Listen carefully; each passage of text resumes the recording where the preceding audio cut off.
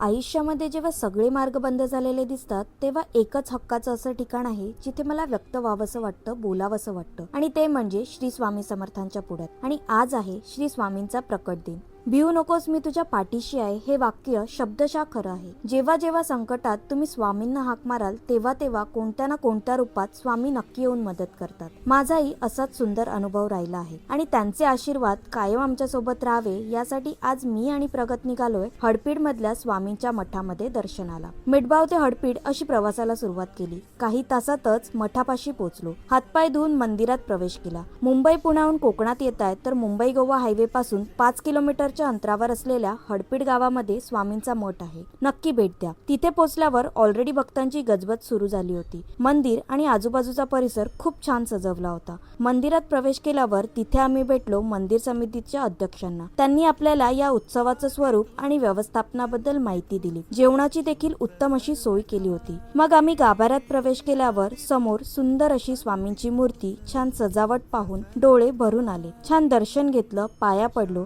आणि सर्वांसाठी एकच मागितलं, आमच्या प्रत्येक प्रार्थनेत स्वामी तुमचा आशीर्वाद कायम असू द्या.